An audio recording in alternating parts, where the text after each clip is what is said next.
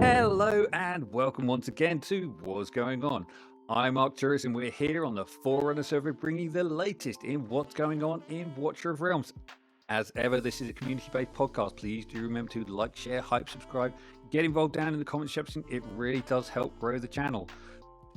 We've had a lot of people join us recently and the channel is continuing to grow. Thank you very much for tuning in because it is always good to get inputs and get your views on what's going on in the game. So, very busy week this week. We had the mystery patch on Friday. We've had on Forerunner, we've had another patch come in, and yeah, we'll see where this episode takes us. But today, we will crack on. So first up, patch notes. Patch notes, yes. So. Patch notes, they've now decided finally that Malric can buff Anora. Anora is now going to be able to be granted with the Wizard's Rune. So if you're not aware, this is the special rune that it gives out. It generates rage, which she probably won't be able to get, but it can also increase attack on the units who have it. So potentially a nice buff to Anora. Not many people have been using Malric, but I did see a run this week where someone was using him to buff some Wukong so that they could get an Abyss run, a 60k Abyss run using Malric. So he's definitely got viability in lots of different content. You've just got to think about how to make use of him. And obviously he gets 2 runes if you're using him in Malric's Trials. So and the next one, this is a huge rework. So Cassiel is the Northern Arbiter who kind of does this damage sharing thing. He sits behind a unit, he slaps people about a bit, he generates rage, and yeah, he does this damage share. And they just give him a massive... No, I don't. They've given him a massive rework. I don't have him either. And I can't believe that they let him loose, managing to take a fatal hit behind someone. Well, in some ways, I can see that if he took the fatal hit instead of someone else, I can see that being useful because it's basically then a way of giving a tank an extra life. So if you can manage without him, that's great. But if he's not going to do that, then yeah, I don't know. It's a damage share and he's just taking a terrible hit. Yeah. Don't share fatal damage. That's a terrible option. Yeah, no, that is bad. But I mean, it's not going to stop someone walking up to you with a maw and then him doing a ground spike. I mean, no. He could easily take the damage because not only then is he sharing the damage, he's also getting his own damage, and that's where things get complicated in the calculations.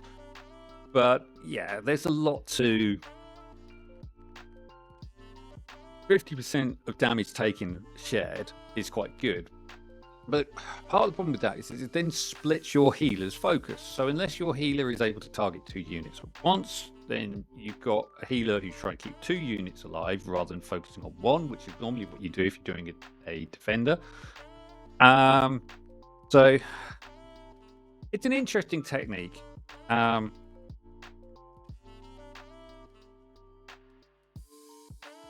And he gets these divine sigils which boost his damage during attacks. So his awakenings have been changed, haven't they? They've taken away penetration in his awakenings as well, haven't they? And added in but they damage. But haven't they brought it in somewhere else? No, not that I saw. I don't believe so. Yeah, it's just I want to say 4, isn't it? They've removed for some reason.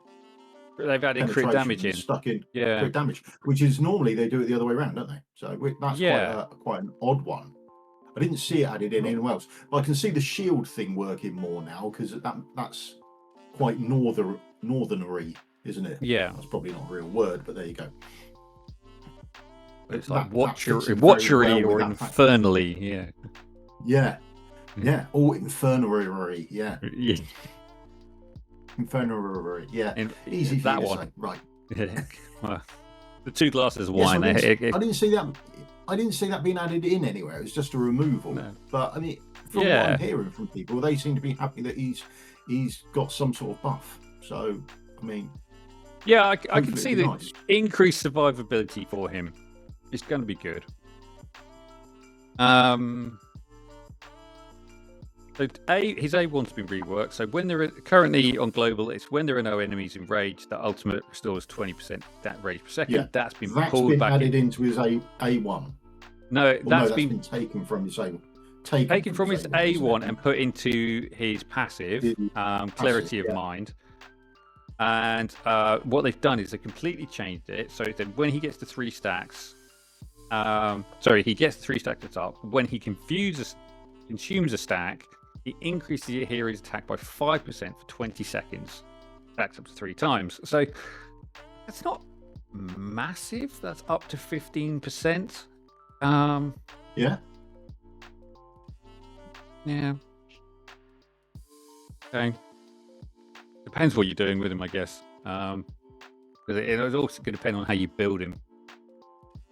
Okay, so A4, as we said, penetration's gone in place of crit damage, and A5, when it's cast, gains an additional shield up to 25% HP of the hero's attack for 20 seconds.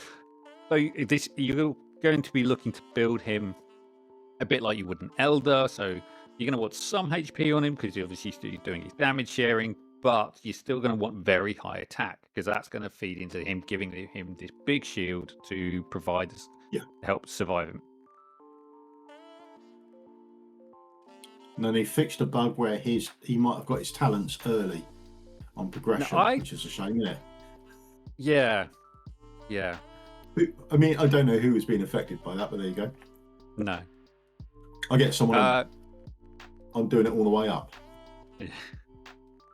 Generally, yeah. But I mean, it might be one of those things where the skill description was wrong in the first place, and it wasn't quite working. Cratch being a classic one, where if you upgrade one of his skills, it goes plus 2%, but you land on it and it goes up by 3% or something. So it's who knows with the translation and some of the wording that's written down. Okay, so Rivenhald fixed an issue with the shield duration of Frozen Crown at level 4 or higher. So I'm assuming that's a fix. So, I mean, I didn't get that. Here he is. Rivenhald is go on, you show off yours. I had a very good Christmas summoning period, I have to say. So here we go. So Rivenhald Crown, Frozen Crown. At a 4, so your shield should go on for another 3 seconds, shouldn't it? So yeah, so it should go on for 20 seconds. So that would probably make getting the damage going from the Frozen Pact into the first slap of Decay, and make it a bit easier for managing things in Matrix. And generally, more shield is a good thing because obviously, as a Northerner, is it? Yeah, exactly. But with his so the longer that Northerners resolve, they can get more stats of Northern Resolve up, which means that they can do more true damage. Or not true damage. Damage equal to 2% of the hero's HP. So there's things that you can do there. He does work quite well with Mina and with her under the Lord, because then you're getting bonus damage from her HP in addition to all the crit damage that she's and attack that she's gaining from a high attack unit on the field. So and that 40% attack increase is always going to help as well, because 40% inspiration is very, very good. So 40% when bonded with the Earless, so it's 35 if you don't. Hero for me because I didn't get him. Right, so updates. Rivenhald, done that one. Tactical units. Now this is a really, really nice one. So now, this is beautiful.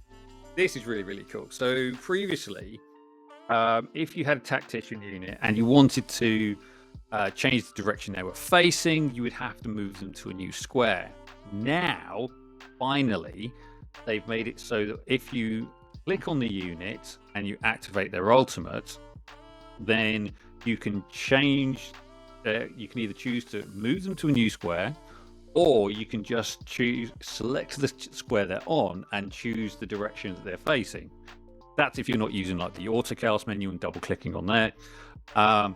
This will let you have a bit more control, especially in things like Malric's Trials, where you don't necessarily want to move someone, but you might just want to rotate them around for a while to take something out and then come back to face where they are. So, yeah, really, really nice quality of life feature. Yeah. Now, chaotic units have had a big lot of fun going on with Lord skills now. It's a bit mad, isn't it? Yeah. Yeah. So I've had a lot of people chatting about this, and actually I think there's some good suggestions as to why. So Garn and Valderon have had a big buff. So they've changed how the skill worked. Previously, they only had a damage increase as their HP fell up to 30%. Now, not only are they gaining this damage increase, they are also getting a penetration increase up to 20% when their HP is low. And one thing that chaotic units are very, very good at doing is getting their HP low as possible. Stargak being an absolute classic. Ardia being another one. So they activate an ultimate. They hit this straight away under a chaotic lord. So they're going to become even more powerful. And Vladov is another unit who's obviously. I like the way they've just added the. They didn't forget to add the epic in. I think it's got a lower one, which you would expect, but it's nice to see that they've done it. Yeah, they've taken it across the board and said, no, these guys they're not being used in arena as much as we want them to. This is going to make them more competitive. And we're definitely going to see what's going on here. I've certainly found them chaotic teams a lot harder to beat in arena today. So it's definitely having an impact for me. Is that the end of the Watcher's single target then, is it? I don't think so, no. I think there's been a lot going on. Obviously, Count Drac mixed up things a lot with his addition. He's been used in lots of different modes, and there were people making use of him in single target arena. And so, maybe this could mix things up. Honestly, arena is such a pain that you do enough to get you to survive and get you to the level you need. And scrape your way towards Lady A, and then if you get there to Overlord or Apex, and you just try and hold on. So hopefully I'll get a couple of different. There you go. Yeah. The next up, Lubu. Lubu has had some nice quality of life changes actually, and I'm just going to jump over to the promotion, the fighter promotion rates, just to show you what happens here. So he enters previously independent HP, starts with 65% HP, inflicts slow, receiving fatal damage, exit state, restores 50%. Now he starts with much lower HP, so remember the damage increase and penetration increases that chaotic units are getting when they're deployed with their lord. So he's going to have big damage and big penetration bonuses under a chaotic lord, and gain a shield equal to 50% of max HP for 15 seconds when it's triggered. Slow, exactly the same. Fatal damage, exits. Exits that, gains a shield equal to 50% in max HP for 15 seconds. Great. And they've also tweaked his artifact, which expands the range of Chaos Strike. No. Which is why I was looking at it in the promotion raid earlier, because I was trying to work this out and I couldn't quantify it. So we're going to go fight. Who else needed some gear on? I think I just need to do a quick equip on Arrogance. There we go, just quick equip, just so I've got one more unit, because the rest of them can do it. So we come in and we go, just make sure that he's got his artifact on, because if he doesn't, that's going to look really embarrassing. There we go. Halberd of Woe, increase AoE damage. Chaos Strike, you probably just about see it. When Chaos Strike kills an enemy, reduces the trigger interval of the next Chaos Strike by 4 seconds. And it starts with a 30-second cooldown. So that's the concept. Oh, sorry. There we go. Get the game back up. And then we'll just start this up. And you can see straight... I can't get him down straight away because he's too expensive, but as soon as I get him down, you'll see exactly what he's doing.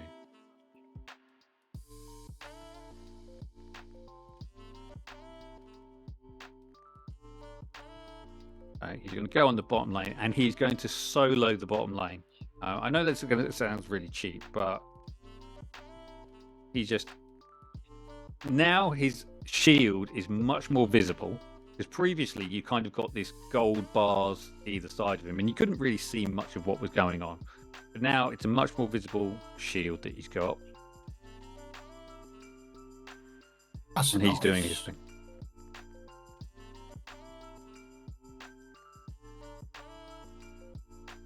So I'll just put them to it because the top lane will manage itself.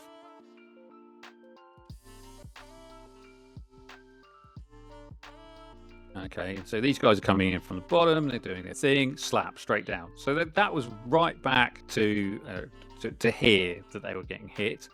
If you think his range is here, so that's, I think that's almost like one. It's like one tile beyond. One and a half, something like So it is definitely beyond his standard attack range. And this is an A1 Lubu, so that's obviously got the range extension. So it's again going beyond his range extension, and it's across. It's wide, so it's 3x3. It's 3 wide that he's doing that attack over. So you could see a case for him being viable in Matrix with something like this. Obviously, you need Carnelian to keep him alive at the low HP ranges, but yeah, there's definitely potential there.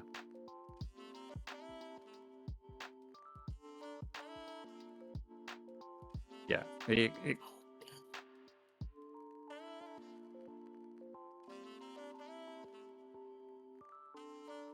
yeah, and I say he just is pretty. And even though he's not done anything, he's able to take out these guys in the bottom here by himself. Ooh. Just because of the bonuses there, the reduction in the frequency.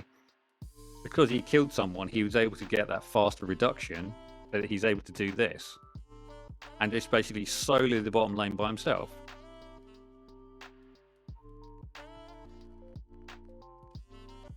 That's nice.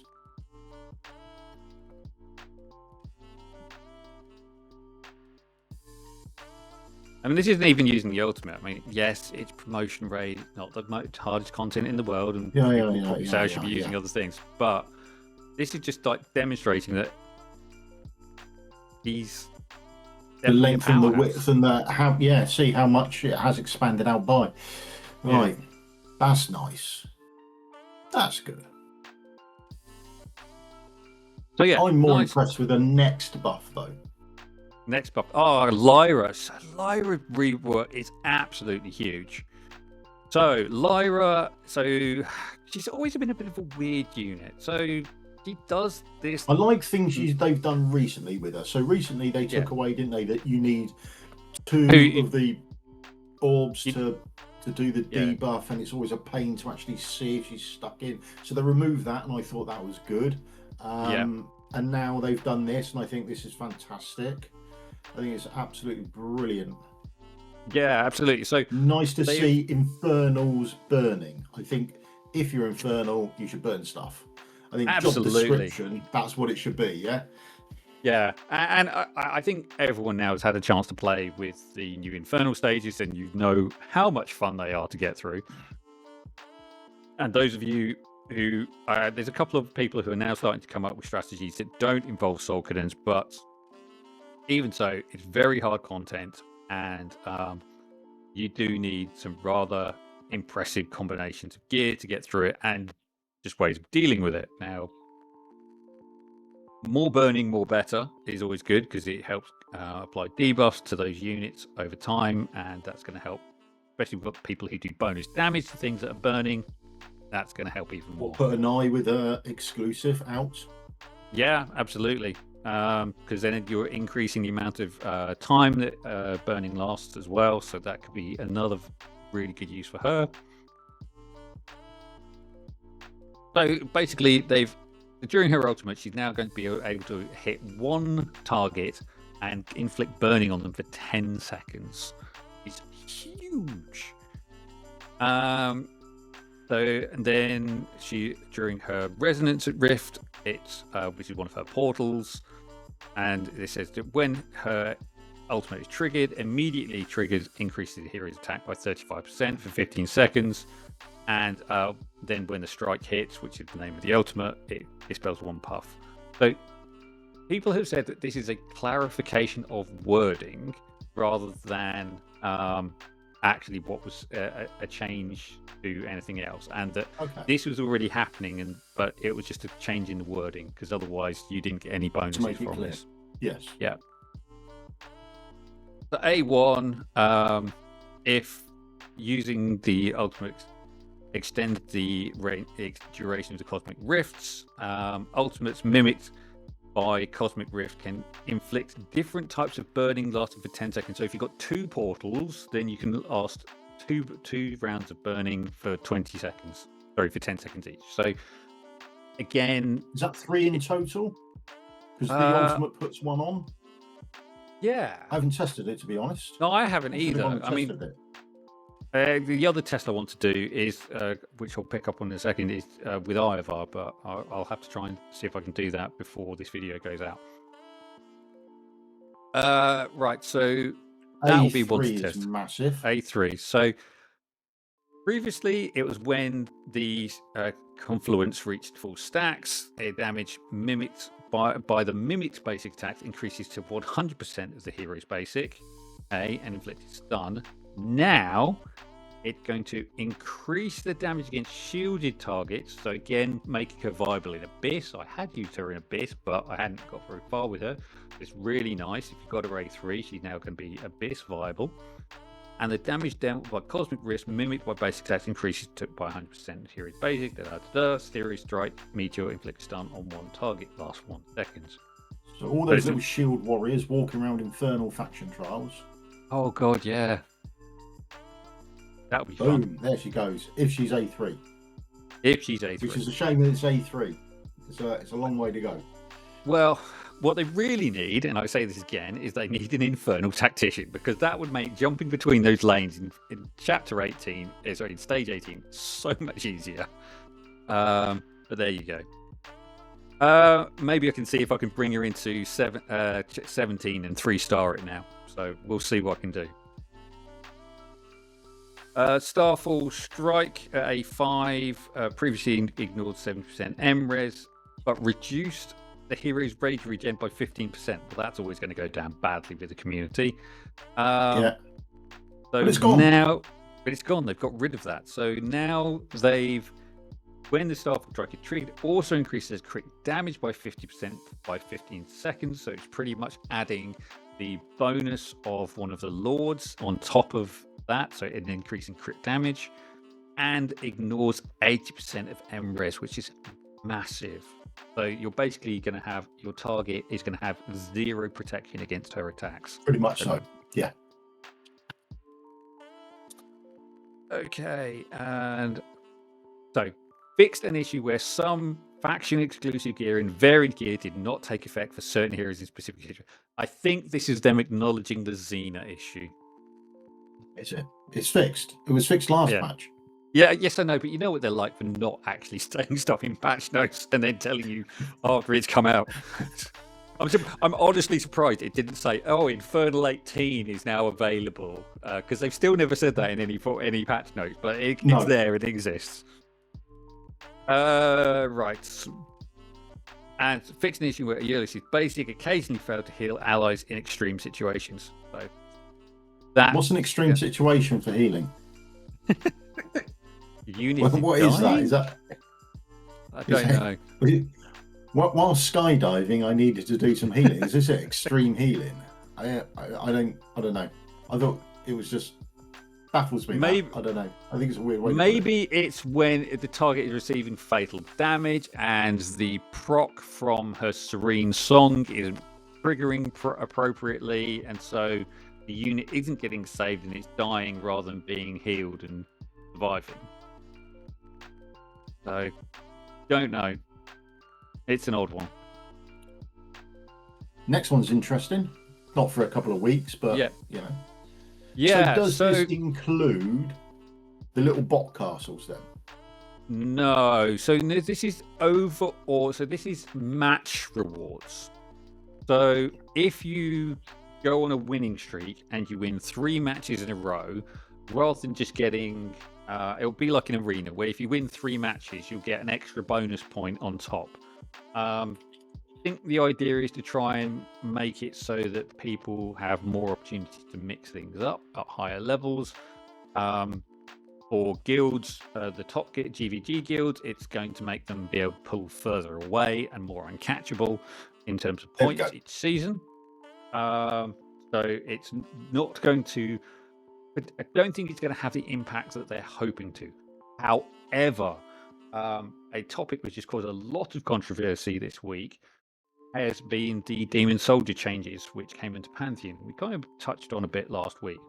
The result of the match between the Gladiators Gauntlet between Mad and Slayershire came down to a 0.3% difference in the end. Mad just edged it, but I think if rather than it being incredibly one-sided, the 2 top GvG guilds got themselves down to a 0.3%, made it a very close match. Now, obviously, there's people on the Slayer Shire side who are the Shire and Slayer side who aren't happy with that result because they lost. But you have to say that actually, at the end of the day, you want a really close match between the GvG, and I'd say that's a really good reflection of the state of GvG, that you can get something like that out of it. But if I just got a new account and I've whaled out, yeah, I'm going to get beaten by a free-to-play player who's been playing for a long time in GvG then. No, it is true. It could have been managed differently. It could have been introduced differently. They could have done it over time. But I think a lot of the problem is that the soldiers now are so strong that everything that is going to happen to them is always going to make them incredibly powerful. Maybe the devs are still working on the level 10 strategy for demons, and now that we've got like level 11, level 12, level 13 demon soldiers, legendary demon soldiers on the pitch, that it's just too difficult to introduce anything that will balance the state of GvG. It's always going to have a massive impact. So you either roll everything back, which is one thing they said they will consider, or you say, actually, we just need to live with the changes. But it still doesn't address the fact that they're introducing new demon soldiers, which could change the balance, change things up, but they're near impossible to get. I can't remember how many chests I've opened recently, and I've not got a single one. No, I haven't got any of them. And the thing is, I was hoarding void cores for them. I thought if I get the archer, then I'll chuck all of the void cores in there and see what happens. I'm now thinking, actually, well, stuff it. I can get another level on my grotesque fiend. So maybe take my grotesque fiend up another level. Definitely, a grotesque fiend 7+. There's no harm in doing that at all. I'd say that was a pretty solid investment. There we go. That's that solved then. So now, they've introduced a quick clear feature. So after the update, quick clear will be available for stages, promotion rates. So basically what this means that if you come into a raid, so here we go. Now you should just be able to see it over Mystical shoulder, just under his. Oh, your hand's in the way. There you go. It's right up there.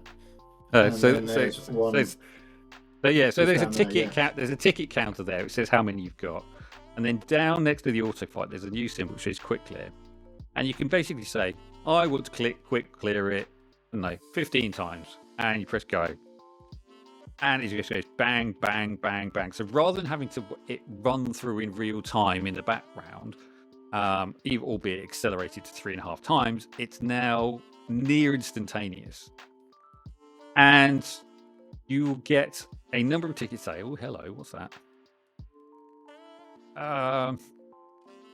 Back. To see.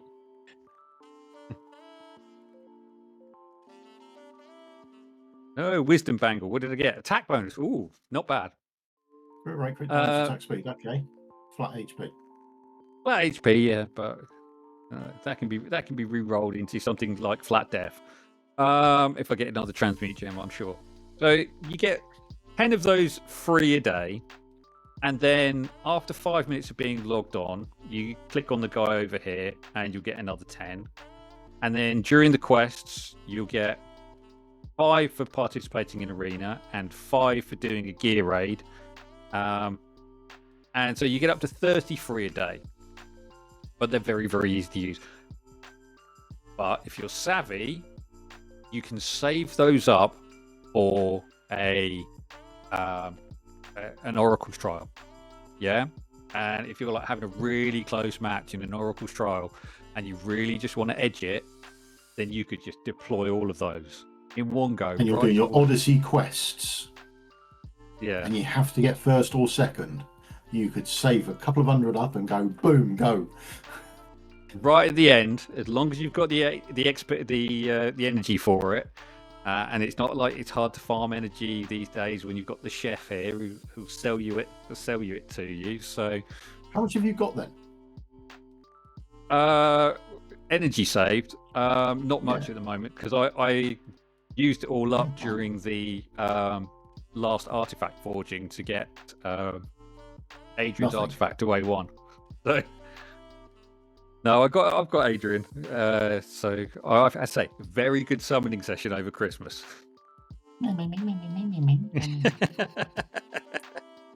It took me well over a year to get Hex. Okay, so oh, I had a good summoning session. You dick.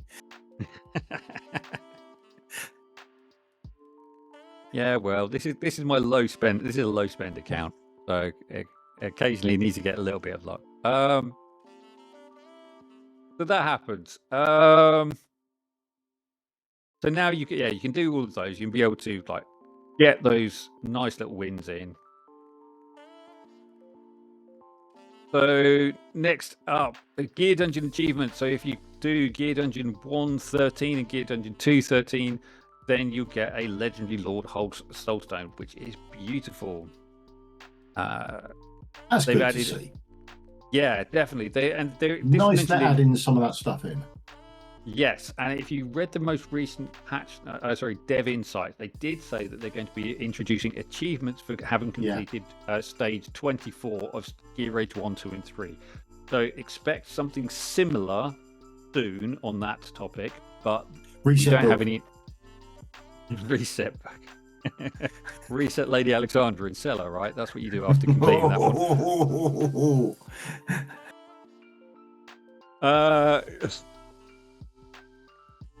Right, so next up, Trial of the Esotericist. So that's going to be what you get for having completed Gear Raid. Trial 18, stage 18 of the Esotericists. We already got up to 15, so it's going to be more of the evil Venoma, I would imagine, doing stuff. That could be interesting. Esotericist, there's plenty of units there to get things there. So, yeah, and there's not many left. It's only Star Piercers left up to 18 after that stage. So we will see.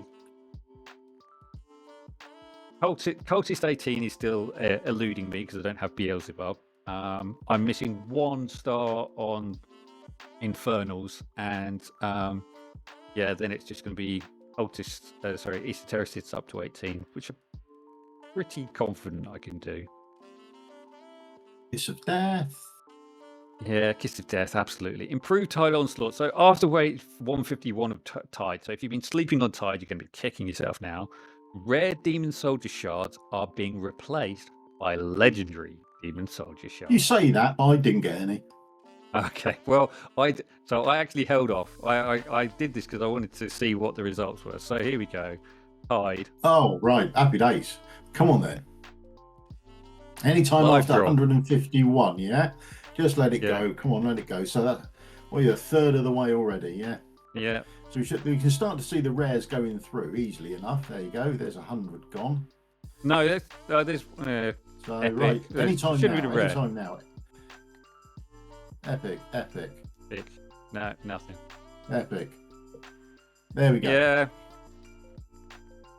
So nice. Definitely feels like there are more Demon Soldier Shards than there had been previously, which is good. But would have been nice to have got some of the legendary ones in there. Some of the new legendary ones. Well, yeah, them too. Does it say anyway? Is there a can you go back to it? Sorry, is there a rewards pool that you can see, like a chest? No, it just says It says of that what you pool. get. It doesn't say what you get. No, doesn't say which soldiers are in that pool. Oh, that's a shame, then, isn't it? Would be nice to see if some of the new ones were in there, or or anything like that. But there we go. Yeah. We'll take their word for it that it's all even across the board with all the new legendaries. Yeah, right. Because they don't say otherwise. Yeah. Okay. Optimized rewards for playing the Honours Gauntlet. No one plays Honours Gauntlet, which is why they're having to reduce it from 20 to 15 matches. Quickly, if they kept it at 20 matches, they should have kept it at sort of 10 wins or something like that. And at least that would be an easier way around it. But it needs more to happen than just reduce it to 15 for it to be played. Wow. But then on Monday, don't we? On Monday at Reset, there's a new season that starts. So maybe they haven't put all the magical changes in the patch notes. Maybe on Monday you'll go and have a look at the new season. You'll go like, this is awesome. This is the best game mode ever. I mean, it's unlikely, I'll give you that. But we can wait and see. I wouldn't hold your breath. You'll hurt yourself. So optimize quick clear logic for Tower of Deception. You can now quick clear the boss and hidden stage changes after achieving a full star completion for the corresponding stage. So that's really nice. That's going to make it really easy to get the best out of that if you've pushed through. I guess in some ways it's a little bit disappointing. Well, I guess you can still play the stage, but until they change the modifiers, when you've got to do it all again anyway. Well, that's yeah, but if that seems to suggest that it's quick clear, so you don't actually do the stage. As long as you've achieved it, you'll hit the button and you'll get the reward. So even when they change the modifiers, you'll never have to do it again. If I'm reading that correctly. I suppose it depends on what they change the modifiers to, because some of them say things like no more than no mages or something like that on one of the floors, and you'll be like, oh, I'm going to have to redo this. My team doesn't match it. But I don't know. Be interesting to see what happens next time they change the modifiers. Then what's that? Quarterly? Is it they sort of end up changing them, something like that? Well, we'll see. We've got it resets on Monday here on Forerunner, so we'll see what drops in next week. Need to do that. Optimize the awakening feature. So after meeting requirements, 3 and 4 star heroes can be awakened to the max awakening level in one step. Yeah, so when you go to awakenings on the hero page, there's an extra little awakening button, and you just click that. Oh. So go to the hero page, click on awakenings. So if you click on awakenings now, there you see there's nothing there. So if you scroll down to an epic or a rare, then you'll see next to the 5-star one becomes another. Anyone would do. You'll see the button. Oh yeah, there you go. So And then when you press it, it will say, Yeah. whatever reason, either they're fully started up or whatever. Yeah. There you go. Nice. Currently Right. being used for fusion. What? Well, yeah, I think that could be used for a fusion, so you can't level them up. I haven't found one that I could level up yet, but there you go. It is there at least. You want a new account, somewhere where you can, where you've got heroes that haven't been left over from stuff. Okay. No, but I do have plenty of copies of that, so I think you could quick awaken that if you really wanted to. I know, but he's not promoted up, is he? So he's gonna have to be fully starred and promoted and stuff, isn't he? Fair enough. Maybe that's it. Maybe the requirements have not been met. Okay, well, it's there. I hadn't got to that part of my testing yet. So anyway. So, updated, optimized the display of Guild Quest completion status. Fine. Updated skill status icons for some heroes. No idea what that is. No idea. But do you know what this is? No, I know, but I'm really hoping that it is the sword counter for Ivar, because I've been asking for that for so long. I'll have to do a test and see if I can find something, but before this gets published. But we'll see. We'll see. Okay, and fixed an issue where gear and artifact data were not saved. No, number 12. Number 12. Oh, 12. Oh, sorry. Optimizing generation for secondary activity on secondary. This is awesome. Yeah, this is huge. This is absolutely massive. This is big, yeah. Although it does take your rods from 25% to 20%, doesn't it? You've got less chance of getting the stat you want, but you can get a really good substat. So, it's nice. Yeah. That is a really good one. It means that you're going to be less chance of getting exclusive gear, which doesn't have a percentage attack on it, or something like that. Yeah, for those of you that don't know, it just means that on your weapons, when you use the old change the secondary stat, you can now select on a weapon, you can select crit damage, and then on chest, you can now select attack speed, isn't it? So I think this really is during. nice. For me, I think this is during forging. So I think this is going to be. No. So go and have a look. Yeah, I'll show you. Okay. So you can actually see it's on there now. Okay. So where is it? So where do I go? So storage. Just pick an item or anything like that. As long as you go to the gem artifact with any of your gear. Yeah. And then scroll down to add the. Where is it? Add a thing. So if you've selected one that you've already got, haven't you? Okay. Select an item. I didn't know. Okay, fine. That's got attack. What's that? How's the one? So there. Dangle. So you have to select one of the two, doesn't it? It's a 2-piece item. So you have to select a weapon or a chest. Okay, so for example. Yeah. No, right. Bad example, because that's got both of them on there. So you remember it's only exclusives, isn't it, or ancients that could roll the special substat, so to speak. So it was only occasional weapons that could have crit damage or chests that could have attack speed. So if you go here, you would never be able to roll, but now you can see you've got crit damage in there. Oh yeah.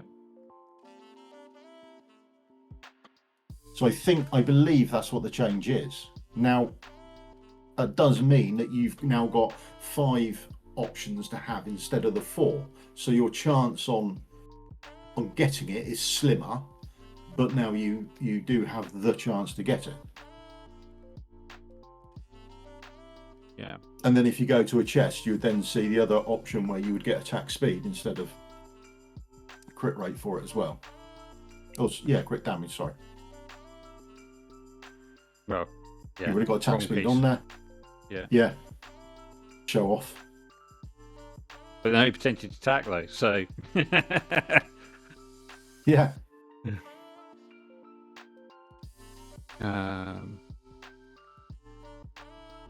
There we go. So this does come down to an issue with the wordage on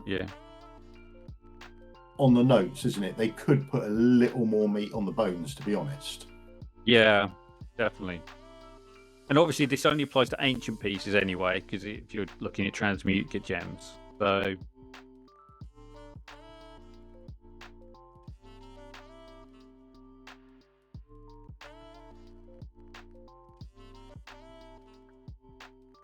I didn't get any exclusives anyway. But anyway, so yeah, we'll see how that pans out. Oh, that's not bad. Great. Break the rules. Yeah, nice. Yeah. Why are you not saving that? Anyway, why is that not in your rule? Because it doesn't have attack speed or HP. Oh, you're really cutting that out, aren't you? I wonder how many pieces like that you've ditched. Not many. Anyway, so yeah, sell the chaff and carry on.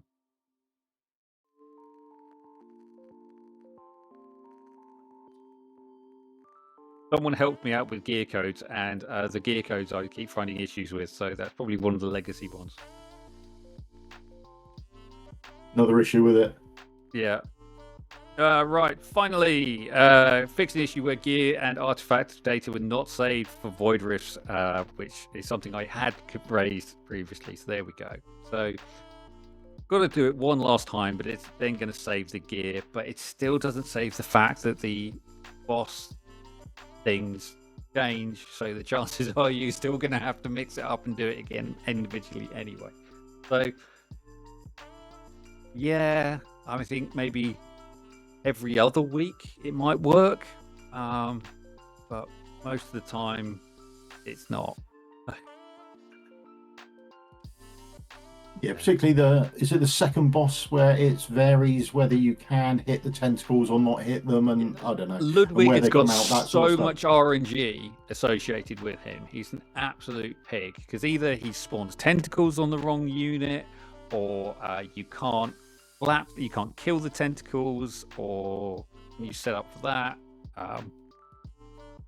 Yeah, it's a pain in the arse. I hate nice. it. Nice at trying. Now, and this isn't long before realistically it hits global, is it? No, 3rd of February was the date that was mentioned. They said, yeah, on the old was it Devin? No, it was on their Discord, wasn't it? It was to do so. It was so when they announced the legendary soulstone for Gear Dungeon completion of 1 and 2. They specifically gave the date for the changes to the artifacts. Let me just stop this and see if I can place Ivar down and see if he does actually get a short sword counter while I'm thinking about it. No. I'm desperate to get that sword counter on that guy. No sword counter. Just give me a sword counter for Ivar.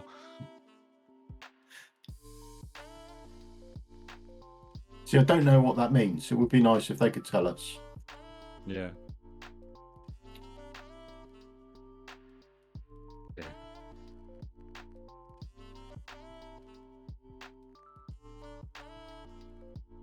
Oh well.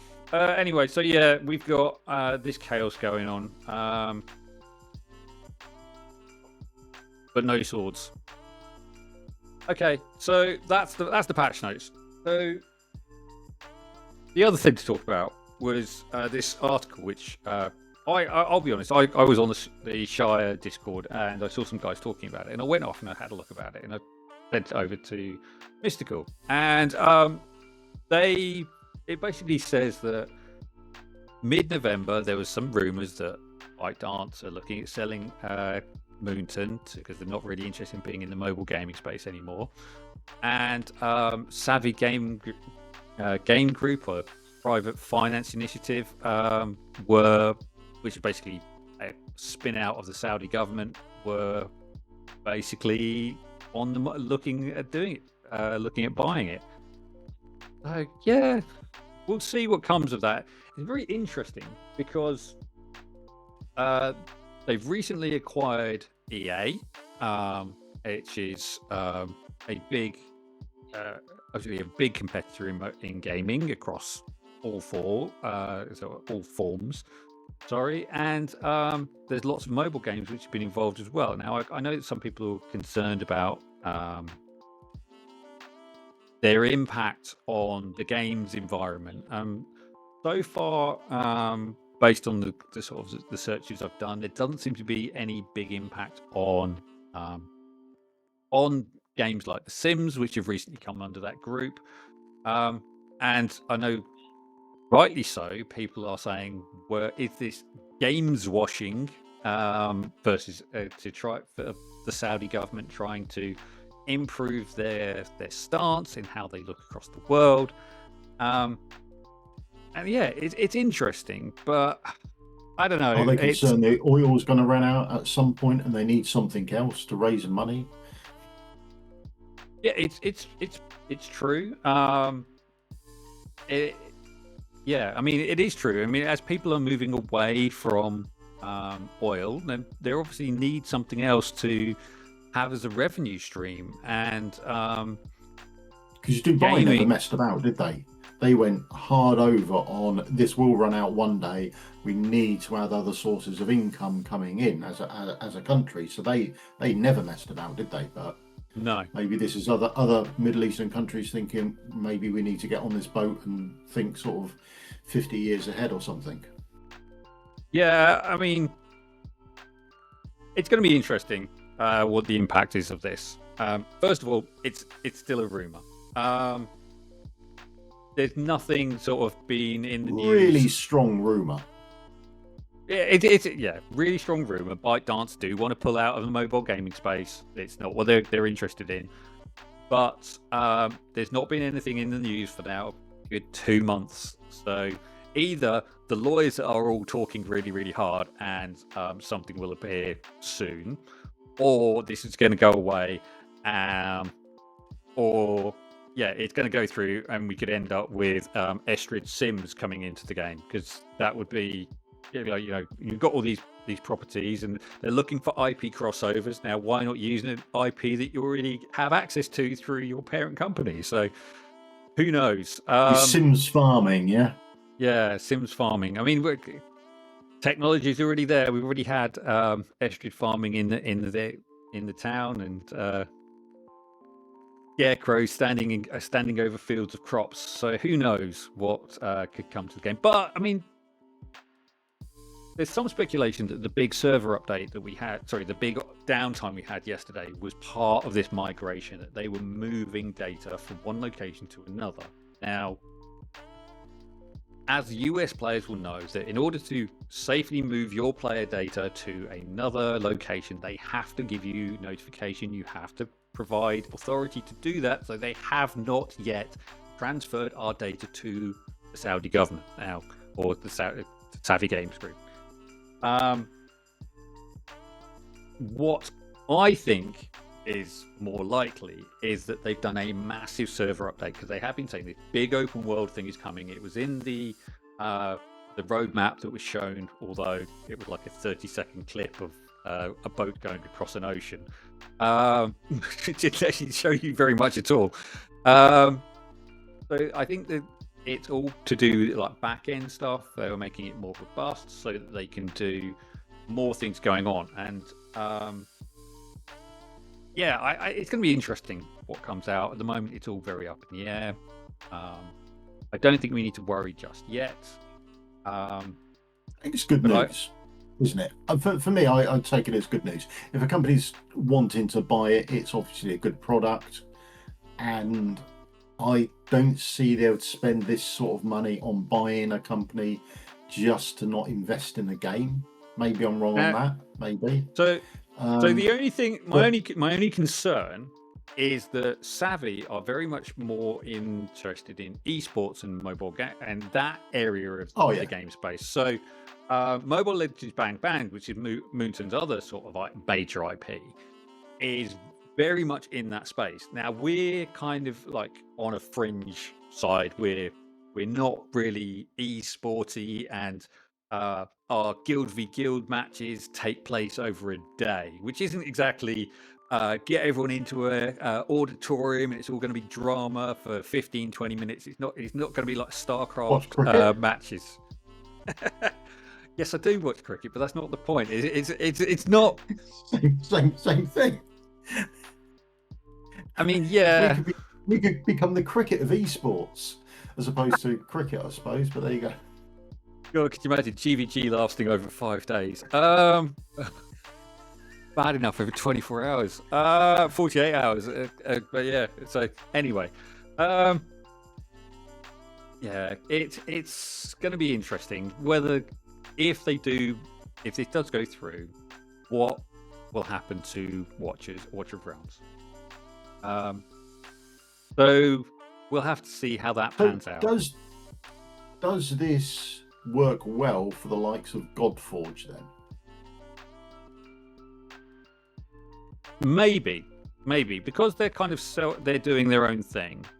Although interestingly, I did hear that Raid had actually recently been acquired by Polarium had recently been acquired by Savvy as well.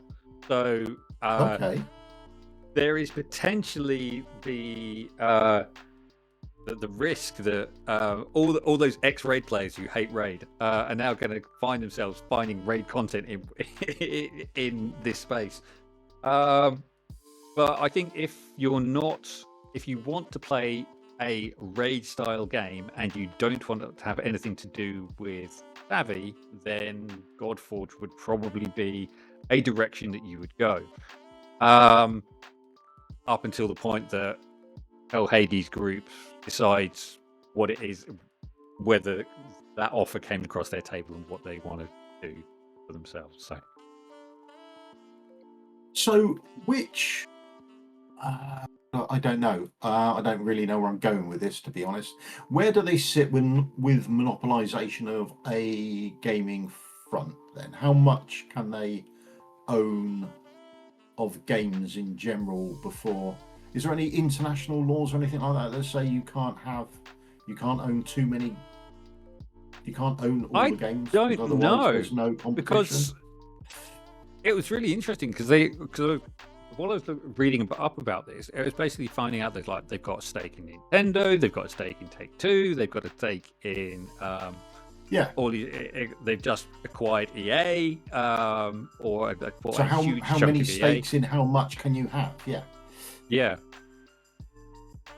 And it's not small quantities of cash that are being talked about. It's like 40 billion last year, and they're planning on becoming the global center for gaming by 2030, which is 4 years away. So if you don't want to be involved with this group, I think you're going to struggle over the next couple of years because they're being so aggressive in their procurement of gaming IP and gaming companies. So yeah,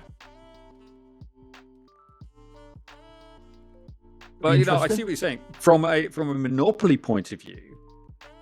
Yeah, and it's also, I mean, it's one thing for a finance initiative to own a group, but they can own it and take the profit and do nothing to influence its content.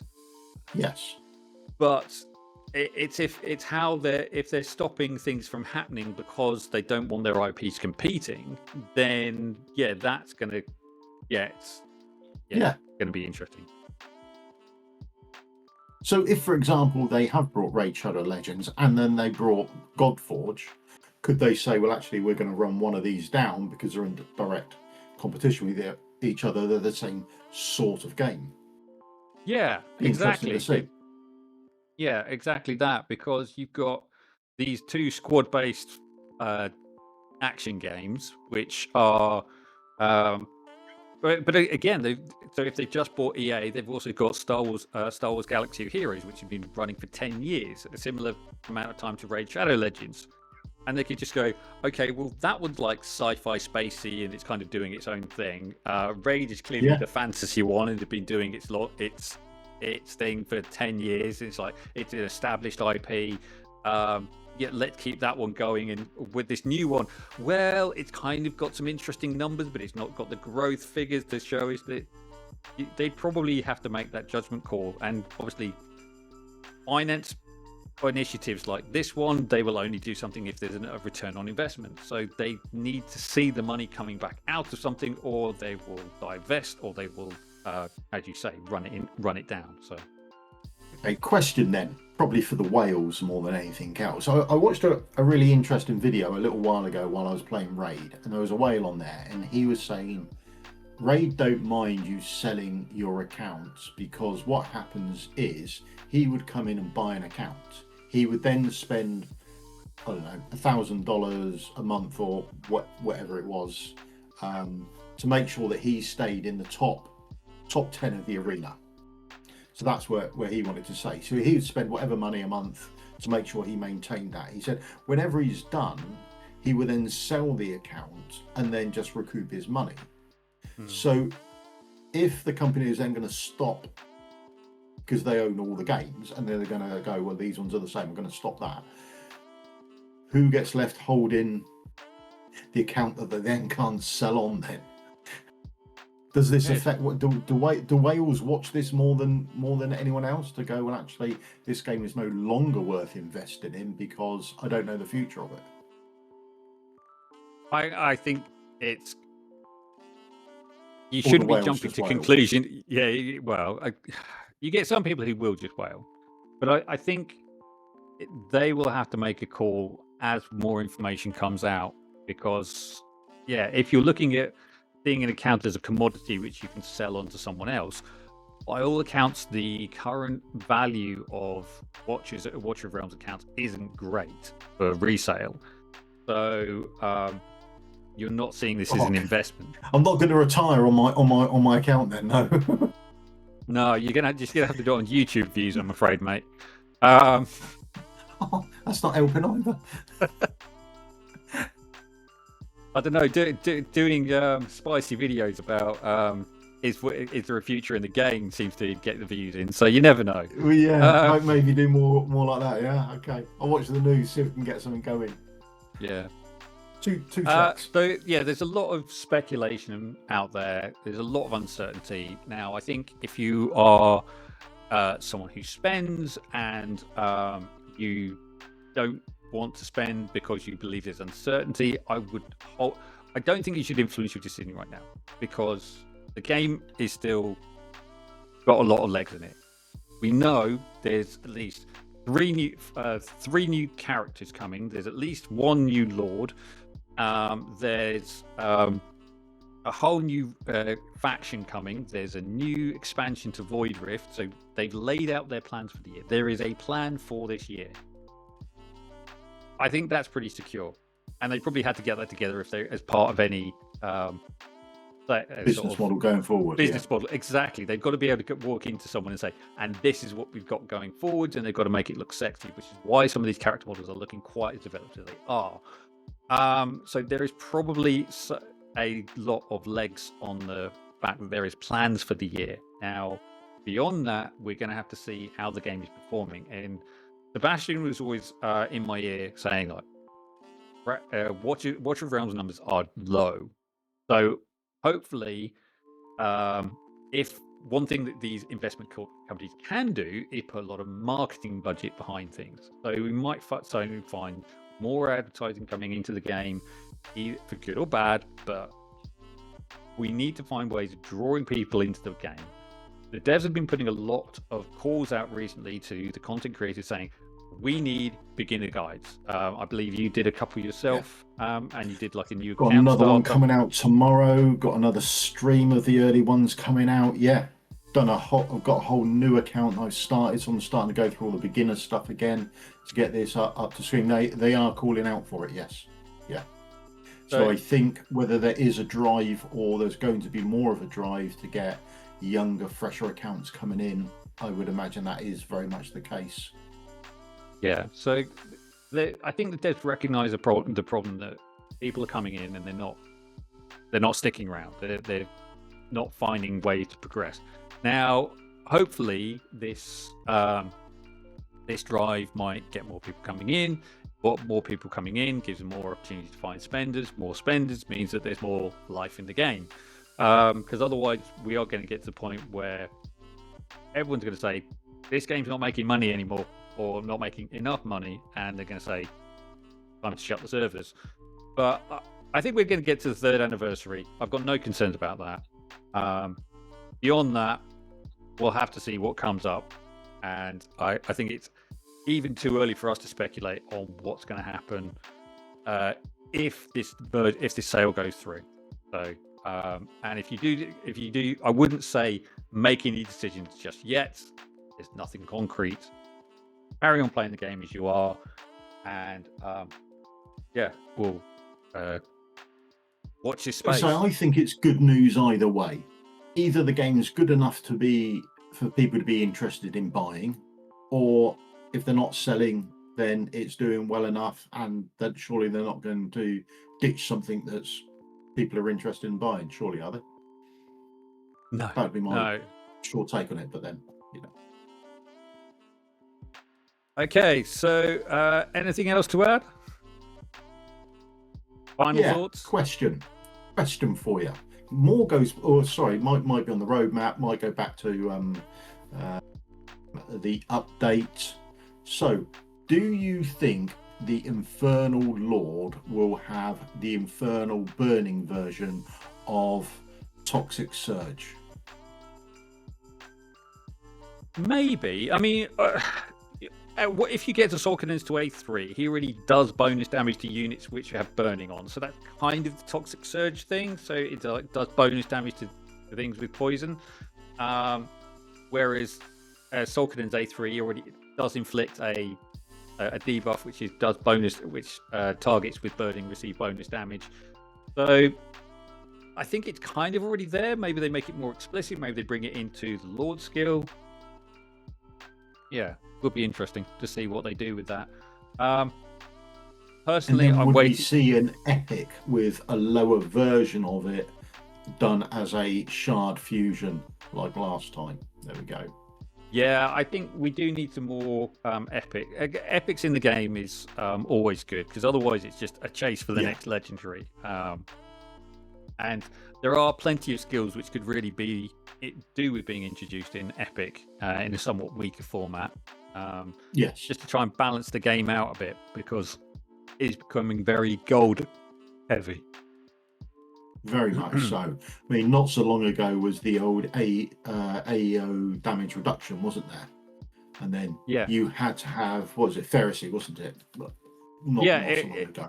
So they could have had mini Pharisee, couldn't they, as an epic with a lesser version of it, which would have been, I would have thought, ideal. But there you go.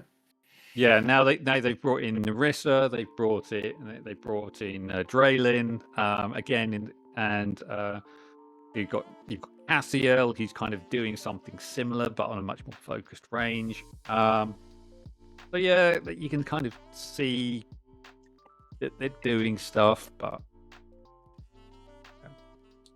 not in the epic range. That's the problem.